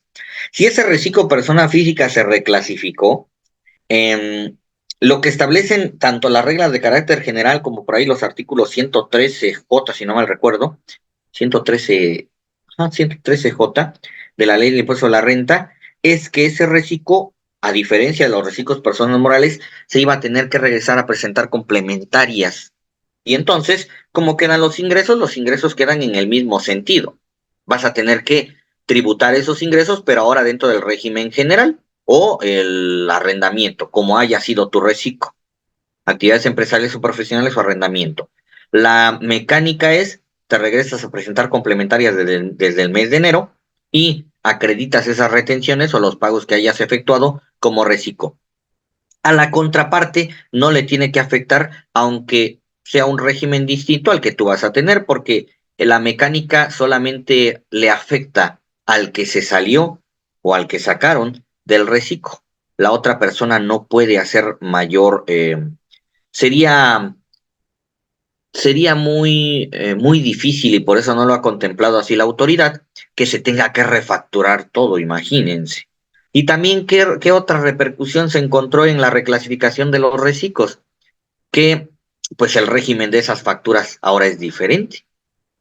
Están con régimen reciclo y ahora van a ser general y me regresé hasta enero. Sin embargo, el hecho de regresarse solamente implica una corrección al pago. Lo que ya se facturó como reciclo, así se queda como reciclo y para la persona moral que tuvo operaciones con ese reciclo, no hay mayor afectación. Ahí no le veo mayor detalle con la persona moral, ¿vale? Estamos aquí en la fracción 18 para lo de los, no, esta es la 8, para lo de los anticipos, aquí está. Y vamos al punto 3, que es el que nos habla de anticipos. Tratándose de anticipos por los gastos a que se refiere la fracción 3 del artículo 25, estos serán deducibles en el ejercicio en el que se efectúen. Y viene la condición, siempre que se cuente con el comprobante fiscal del anticipo en el mismo ejercicio en el que se pagó. ¿Te dieron en tu CFDI de anticipo? Sí. Ok, hasta ahí vamos bien. Y con el comprobante fiscal que ampare la totalidad de la operación por la que se efectuó el anticipo, a más tardar el último día del ejercicio siguiente a aquel en el que se dio el anticipo. O sea, tengo todo el otro año para recabar ese comprobante donde se aplique el anticipo. Así va a poder ser deducible ese anticipo. Que estábamos acá. ¿Vale? De ahí vienen los no deducibles de manera general, el pago de impuestos sobre la renta, los gastos e inversiones en la proporción que representen los exentos. Si tengo exentos, si tengo ingresos exentos, también voy a tener unos no deducibles por esa proporción que representen los exentos del total de los ingresos del contribuyente. Obsequios, gastos de representación, gastos de viaje. Recordemos que hay esa faja de 50 kilómetros que menciona la fracción, no es de radio, sino es de diámetro. Quiere decir que si nosotros calculamos un diámetro de 50 kilómetros, aproximadamente estaríamos en presencia de un radio de unos 8 kilómetros, 7.9 da por ahí. Que se ha tenido con respecto a la fracción quinta. Algunos dicen 50 kilómetros de radio, pero ahí dice una faja de 50 que circunda el establecimiento, que me está hablando del diámetro. Claro que nos pudiera beneficiar porque después de los 10 kilómetros, pues ya se pudiera considerar viático. Nada más que hay que tener bastante bien soportado nuestro viático, a dónde fuiste, a qué fuiste, fue una comisión, etcétera. Y también recordemos que los viáticos existe la posibilidad de timbrarlos en el CFDI de nómina para efectos de su comprobación y ya no tener que dar esa constancia de viáticos, porque para eso se incluyó en el CFDI de nóminas, para obviar o para ya no tener la obligación de emitir esa constancia de viáticos. Los pagos de IVA son no deducibles a reserva de que el IVA sea no acreditable, porque ahí sí lo voy a poder hacer deducible. Tampoco el IEPS y el IVA pagado en la importación cuando la erogación tampoco sea deducible. La PTU, ¿se acuerdan que hace ratito les dije? La PTU está ahí en el 28, es no deducible. Aquí viene en la fracción 28 lo que también les dije de anticipos. Los anticipos por adquisiciones de mercancías, materias primas, productos semiterminados y terminados son no deducibles. Los anticipos de gastos, eso sí, ya los vimos hace ratito. Los ingresos exentos, ya les había comentado, en la proporción del 53 o 47%. Esos exentos, la autoridad el legislador los tuvo que meter aquí en la fracción 30 porque se estaba abusando de los exentos. Y entonces viene como que el castigo. Si tu patrón ocupas mucho exento, vas a perder una parte de deducibilidad por andar ocupando exentos. Entonces mejor ocupa grabados y retén el impuesto, ¿no? Vino en ese sentido. Requisitos de las deducciones que tenemos que evaluar. Eso yo creo que siempre en cada cierre y también de manera mensual los tenemos que estar evaluando. Ser estrictamente indispensable. Y viene cuando nos manda inversiones. Tengo que hacerle caso a lo que establece el capítulo de inversiones, estar amparadas con documentación comprobatoria, con comprobante fiscal y cuyo monto que exceda de 2,000 pesos se efectúe mediante transferencia. Y también el día de ayer tenía un curso precisamente de cierre y les decía, los 2,000 han sido una controversia que si es con IVA, que si es sin IVA. Les doy mi postura, para mí es sin IVA. Lo más que pudiera pagar de un CFDI o de una operación serían 2.320, que serían los 2.000 más su IVA. Claro, es respetable todos los comentarios que algunos dicen, no, los 2.000 ya es con IVA porque dice pago, pero pues hay ciertas consideraciones donde aterrizo que es sin IVA, como que eh, me está hablando de requisitos de las deducciones y el IVA, como lo dijo el 28, es un no deducible. Así que a ese no le puso requisito de los 2.000. Por eso el IVA se puede pagar en efectivo. Tratándose de combustible, también el pago deberá efectuarse en la forma señalada, aun cuando la prestación de dichas adquisiciones no excedan de 2.000 pesos. Estar debidamente registradas en contabilidad. Y ojo con esta fracción quinta, esa es otra recomendación. Debes pagar tus retenciones en el momento en el que te toca, más tardar el 17 del mes siguiente en que se efectuó. Oye, no tenía dinero, las pagué después. En estricto sentido y de acuerdo a lo que establece este 27, dice cumplir con las obligaciones establecidas en la ley en materia de retención y entero. Si tú no pagaste el 17, ¿cumpliste? No. Y más adelante la fracción 18 también nos habla de ese requisito y puntualiza que en materia de retenciones se debieron de haber pagado en los términos y plazos establecidos en las leyes. Oye, ¿no me das más chance? Todavía el artículo 27, fracción 18, nos dice de los demás requisitos que tenemos a más tardar en la fecha en que termine el ejercicio, o sea, 31 de diciembre. Si no has pagado retenciones, la recomendación es págalas antes de que termine el año, para que no vayan a brincar de año y por lo menos tengamos esa posibilidad de, bueno, sí pagué fuera de tiempo, pero pagué dentro del año. Esa sería la recomendación. Y para 2024 sí, siempre las retenciones son las más delicadas, porque te van a generar un no deducible y no es dinero tuyo. Así que esas retenciones hay que pagarlas en los términos y plazos establecidas. Les comentaba ayer, en algún momento alguna empresa me dijo, oye contador, y tenemos un poquito de dinero para pagar impuestos pendientes. ¿Qué urge más? Lo primero que les dije, págame retenciones. Ya, salvando las retenciones nos vamos con el propio. Claro que todo urge, pero la repercusión que vi más importante en materia de si pagaba o no pagaba fue en retenciones. Así que tengan debido cuidado en las retenciones. Que el IVA esté en forma expresa y por separado. Ojo, si tengo préstamos para deducir los intereses y yo presto, si a mí me cobran una tasa del 8%, yo por lo menos le debo cobrar a quien yo le presté una tasa del 8%. Si le cobro menos, solamente voy a poder hacer deducible la diferencia de esos intereses. Aquí la autoridad, bueno, el legislador, ¿qué dijo? Si a ti tú estás pagando por un préstamo y ahora tú prestas, estás en igualdad de circunstancias. Si aquí deduces el pago de intereses, aquí también me vas a tener que acumular porque te obliga a expedir un CFDI por intereses a la persona que te los pagó. Así que mucho ojo con préstamos a empleados, accionistas o a cualquier persona que le hayas hecho un préstamo de la empresa y tú tienes capitales tomados en préstamo, vamos a tener que hacer ahí la corrección de la deducción de los intereses que tú pagas en contra de los intereses que tú cobras. Y esta fracción octava tuvo un problema y tiene un problema. ¿Quiénes se les olvidó meter aquí? Los reciclos no están. Si nos damos cuenta, están todos los que tributan con base en flujo. Dice, tratándose de pagos que a su vez sean ingresos de contribuyentes personas físicas, flujo. Los que se ven en los artículos 72, 73, coordinados, 74, agape, 196, ese ya hasta desapareció, opción de acumulación. Ahí debieron meter a los reciclos. Ahí donde está ese 196, ahí debieron estar los del 206. Así como de aquellos realizados a contribuyentes que hace referencia al último párrafo, hasta las AC y las SC metió aquí. ¿Cuál es el requisito para deducir esas operaciones? Que hayan sido efectivamente erogados en el ejercicio de que se trate. Cuando hayan sido pagados, pues. Oye, entonces si yo tengo operaciones con un reciclo y no lo reciclo persona moral y no lo pagué, ¿lo puedo hacer deducible? Sí.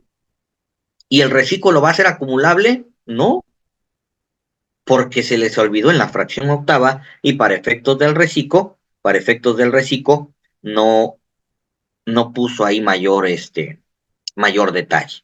Ahí simplemente el reciclo acumula, pero aquí en la fracción octava no puso la condición para deducirlo que haya sido pagado. Aquí sí está una ventanita ahí abierta. Previsión social se otorga en forma general a todos los trabajadores, ¿sale? Aquí viene la 18, que es la que les decía. Fíjense respecto al punto 2. Me dice, bueno, en el punto 1, que al realizar las operaciones correspondientes o a más tardar el último día del ejercicio, se reúnan los requisitos que para cada deducción en particular establece la ley. Tratándose del comprobante fiscal, ese se obtenga a más tardar el día en que el contribuyente deba presentar su declaración. Ok. Y ahí viene esta parte que me hablaba de las retenciones. Respecto a la documentación comprobatoria de las retenciones y de los pagos a que se refieren las fracciones 5 y 6, los mismos se realicen en los plazos que al efecto establezcan las disposiciones fiscales y la documentación comprobatoria se obtenga en dicha fecha. Quiere decir que el requisito para poder deducir esos gastos que generaron retenciones es que se haya cumplido en los términos y plazos establecidos. Pero si no, pues tengo el primer párrafo que me dio a más tardar, ¿cuándo? El último día del ejercicio. Por eso les decía, si deben retenciones, una de las partes importantes es poder cumplir ahorita, antes del 31, con el pago de esas retenciones, para que no vayamos a tener detalle en nuestra declaración que presentamos en 2024. ¿Ok? De ahí las partes específicas que me habla de deducción de inversiones. Recordemos que tenemos este famoso MOI que contempla el precio de adquisición. Debemos tener nuestra factura. Si le metimos seguros, fletes, acarreos, instalaciones, todo eso se deduce vía MOI, no vía gasto. Todo lo que corresponde a dejar el activo en condiciones de uso forma parte del MOI. Relación con lo que establece NIFSE 6 como valor de entrada. Ese nada más se los puse ahí como referencia para que tengan. Este es de la norma de información financiera 2023. Vamos a tener que actualizar nuestra deducción de inversiones en el periodo comprendido desde el bien en el que se adquirió hasta el último mes de la primera mitad del ejercicio del periodo en que se haya utilizado. Si lo ocupé todo el año, mi factor de actualización va a ser junio 2023 entre el INPC de la fecha de adquisición. Costo de lo vendido, que entra en el costo, y es importante que para empresas comerciales solamente adquisiciones y gastos incurridos, pero para servicios e industriales va a entrar la deducción de inversiones, van a entrar los sueldos. Si tú tienes una industria, claro que los sueldos tienen que entrar al costo y repercusión que va a tener el hecho de que los sueldos entren al costo. Si tienes algunos exentos en sueldos de producción, también se van a ver afectados de los no deducibles que ya vimos en la fracción 30 del artículo 28. Así que mucho ojo. Y ese también sería una diferencia entre el costo de lo vendido y el costo de ventas, ya que ahí no tenemos no deducibles. La deducción de inversiones, los gastos netos, todo lo relacionado a la producción o a la prestación del servicio forma parte del costo de lo vendido. Como obligación debe realizarse, a ver aquí. Buenas tardes, en referencia a lo que comenta Recico, ¿sería un esquema reportable en caso de que una persona moral hiciera deducible un comprobante a Recico que no haya pagado? No, no sería esquema reportable, ya que no es una, no es una estrategia. Simplemente yo estoy haciendo la mecánica que establece la ley. No sería esquema reportable ahí, Itzel. ¿Vale? Ya que no fue desarrollado precisamente para eso. Simplemente la ley estableció. No me estableció un requisito para deducirla y si no me estableció, pues yo la deduzco. Y para efectos del reciclo, si me estableció que para acumularlo lo debo cobrar y no lo he cobrado, pues no lo acumulo. Lo único que estoy haciendo es haciéndole caso a la ley. No estoy desarrollando algunas interpretaciones o algunas otras cuestiones para obtener algún beneficio, no sería esquema reportable. Ok, luego, a ver. De nada, Itzel. Fórmulas Bueno, métodos de evaluación. Las normas de información financiera no le llaman métodos de evaluación, le llaman métodos de costeo, pero para efectos fiscales tenemos que decidir si vamos a ocupar PEPS, identificado, promedio, detallista, y de acuerdo a la norma, esos son métodos de costeo y aparte tenemos las fórmulas de asignación del costo que son identificados, promedio y PEPS. Y por último, el ajuste anual por inflación que me va a poder resultar acumulable o deducible.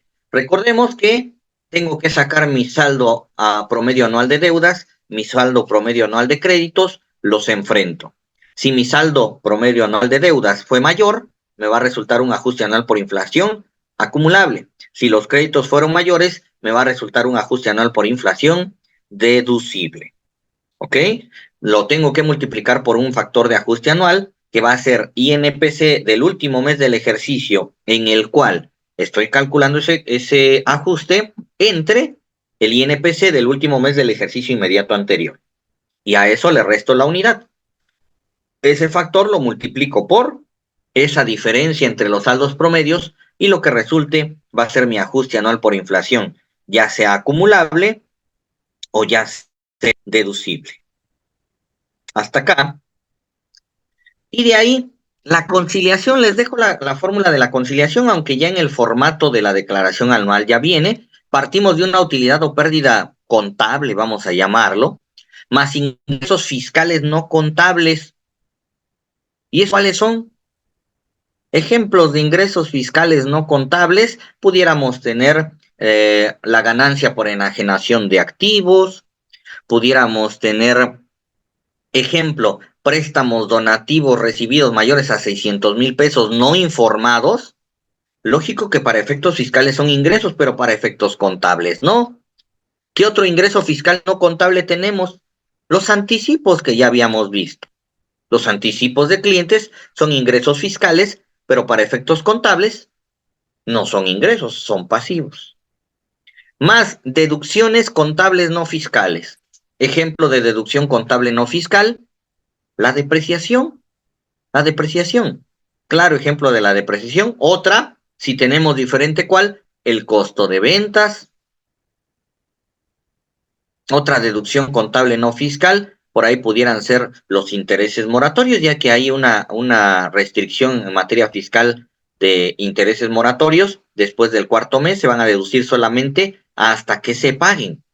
En cambio, en materia contable tenemos que registrarlo de acuerdo al principio de la devengación en el momento en el que ocurrió. Menos ingresos contables no fiscales. ¿Cuáles serían algunos ingresos contables no fiscales? Los que se vayan desfasando de acuerdo a los momentos de acumulación del 17 con respecto a los momentos de devengación de ese postulado básico. Pudieran ser ingresos contables no fiscales, la aplicación de ¿qué? De los anticipos, porque para esos efectos fiscales yo ya los acumulé con anterioridad, pero para efectos contables apenas voy a generar el ingreso derivado de la operación. Deducciones fiscales no contables, ejemplos, la deducción de inversiones, la pérdida por enajenación, pérdida por caso fortuito, también el tema de los intereses, que ya habíamos visto, los intereses moratorios, y el costo de lo vendido, que ya vimos, que va a ser afectado por los no deducibles, por las compras no deducibles, y llegamos o tenemos que llegar a nuestro resultado fiscal. ¿Vale? Pues hasta aquí son mis comentarios con respecto a este cierre fiscal. Las recomendaciones precisamente es hacer el barrido correspondiente a nuestros FDI, ya que es lo que está haciendo la autoridad.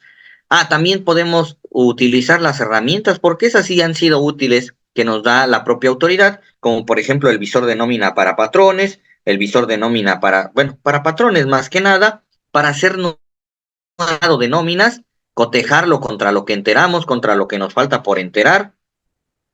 Podemos hacer nuestro barrido, como les decía, yo ocupo mucha tabla dinámica con respecto a los reportes que me van a servir para hacer mis confrontas, hacer las pruebas necesarias contra CFDI para poder tener un cierre exitoso. Mucho cuidado con los pagos o gastos que haya tenido con personas que tributan con base en flujo, personas físicas, agapes, coordinados. ¿Por qué? Si yo dejé un pasivo por ahí y a un proveedor, a un coordinado, vamos a ponerlo, pues ese no lo voy a poder hacer deducible. Otra que se me pasó, las cuotas al Instituto Mexicano del Seguro Social deben ser las pagadas. Quiere decir que si provisionamos o registramos esa devengación de las cuotas del mes de diciembre, esas no van a poder ser deducibles sino hasta enero, porque no se han pagado. Es importante considerar lo que sí haya sido pagado. A ver, dice, entonces la PTU emitida en diciembre será una deducción contable no fiscal. Exactamente. Vamos a tener ahí la diferencia entre el resultado contable y el resultado fiscal, porque para efectos contables sí la vas a restar de tu estado de resultados. Contadora Georgina, para tomar las provisiones, que muy bien. Gracias, contadora.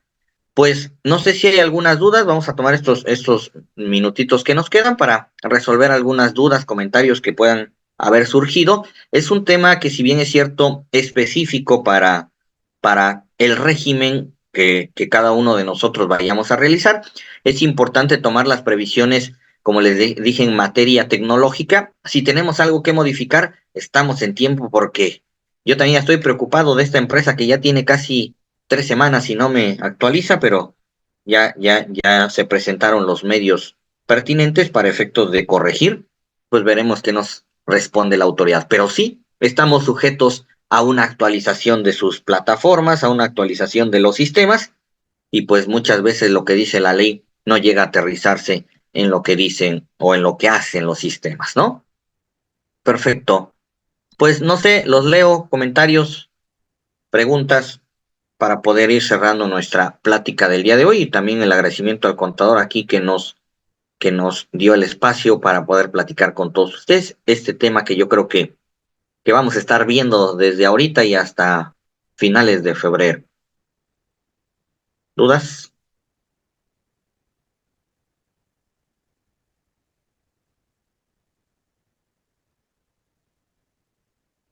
Claro, Lolis, a ver,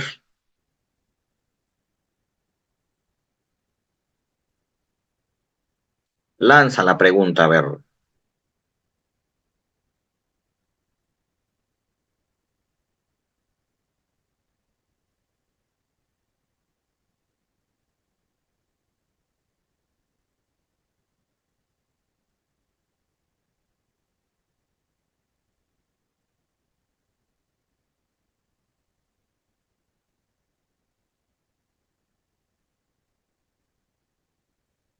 Lolis, ¿estás por ahí? Soy una persona física, es dentista, pero no genera IVA más. Sin embargo, en la plataforma de reciclo sí la manifiesta. Ok. Primera pregunta, ¿cómo está tu constante situación fiscal? ¿Qué se tiene que hacer al respecto? Ok, mira, si en la plataforma te lo pone, primero, verificar tu constancia de situación fiscal. Ahí aparece, si en tu constancia aparece sin IVA, entonces solamente para estar seguro y no tengas por ahí algún detalle, porque las plataformas luego lo toman como no presentada, presenta un caso de aclaración en el portal de tu caso, solamente para que tengas el antecedente y para que tengas el argumento y el fundamento de que tú ya lo presentaste, no quedaste yo no lo, yo no lo presenté porque en mi constancia no venía. Si en tu aplicativo viene, solamente manifestarlo así en un caso de aclaración, ¿vale?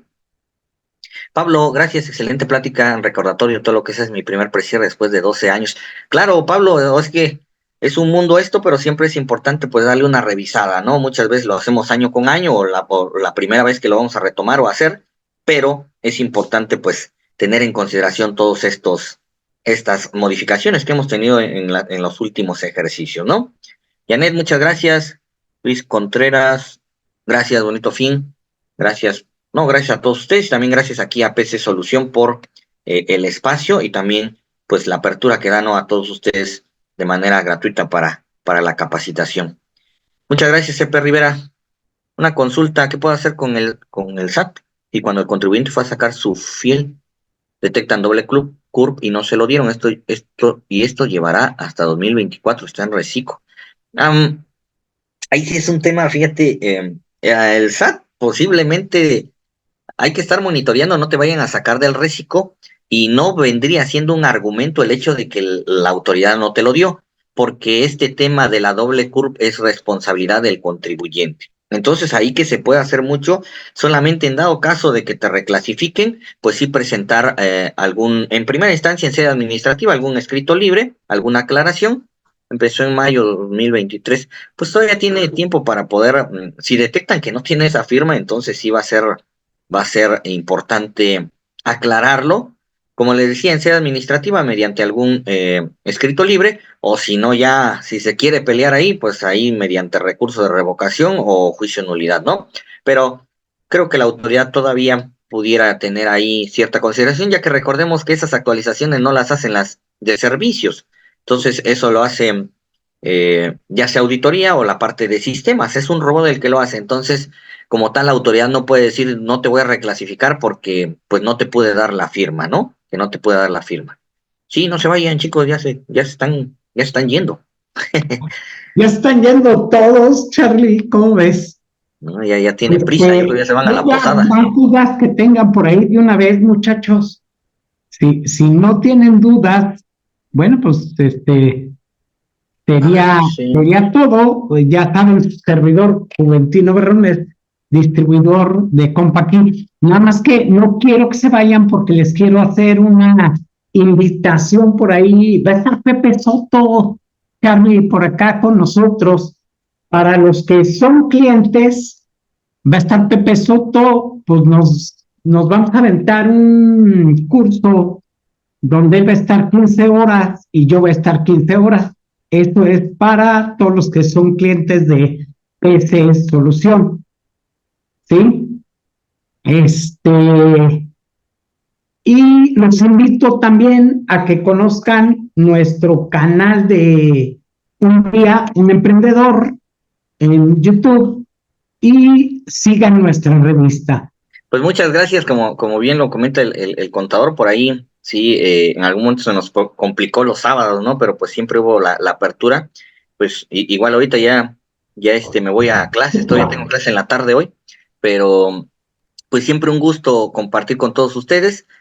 Sigan el canal bueno, las redes sociales de PC Solución. Siempre hay bastantes invitados por ahí, pues va a estar el maestro Pepe Soto, también bastante que aprenderle al maestro. Y pues siempre es un gusto compartir, ¿no? Les deseo un buen fin de año y pues que la pasen de maravilla en compañía de sus familiares, sus seres queridos. Y recuerden, ¿no? Siempre el conocimiento es perfeccionable y yo creo que mientras tengamos esa espinita y esa inquietud de poder aprender más, pues vamos a poder avanzar, ¿no? También a mí me falta bastante, pero siempre en el, la capacitación constante, en el estudio constante y siempre tratando de, pues, aportar y apoyar y también aprender de todos ustedes. Muchas gracias y también muchas gracias al contador Berrones, que pues nos hace aquí la invitación, siempre nos tiene ahí en consideración. Aparte, te queremos hinchar, Charlie, para que el año que viene nos des una platicadita primero de la declaración de personas físicas, ya cuando esté de personas morales también, hay que nos vayas guiando y nos des la luz sobre estos temas escabrosos. Claro, claro, con todo gusto. Bueno, muchachos, pues muchísimas gracias. Nos estamos viendo. Charlie, un fuerte abrazo. Un fuerte abrazo. Un abrazo para todos. Nos vemos la semana entrante. No le hagan al enmascarado. Todavía nos quedan dos cursos nos quedan por ahí. Uno de ellos es las consideraciones que debes de tomar en el sistema de Compact para empezar bien el año, nuestras nóminas. Y si lo de la carta aporte termina de redondearse, que todavía tenemos por ahí, no terminaron todavía o no sabes si ya acabaron, Charlie. Ya, de hecho, ya está como obligatorio la entrada, según es todavía un periodo de transición, pero ya obligatorio al 1 de enero. Ya, hasta ahorita es el dato que se tiene. El problema, Charlie, ahí te va, ¿cuál es el problema? No tenemos todos los cambios porque el SAT no los ha entregado. Ah, no los he entregado, exactamente. Entonces, ¿qué pasa? Si los entrega ya muy al final, seguramente van a ampliar el periodo de convivencia, al menos por el principio de año. Es seguro que eso sea. Sí, lo que prevalece hasta ahorita es que es el 1 de enero. Problema, no han entregado todo lo que se necesita para los sistemas. Entonces, estamos a día 16. Creo yo que eso se puede alargar a lo mejor un mes. En caso de que no, bueno, pues vamos a tener curso de eso. Estamos dependiendo un poquito de eso para manejar los tiempos de qué cursos vamos a dar los últimos 2 de fin de año. Charlie, te agradezco muchísimo. Síganos en redes sociales, servidor Juventino Berrones, distribuidor Master Compact, y estamos a su disposición para venta, para renovación y para instalación de los sistemas Compact. Hasta el próximo sábado.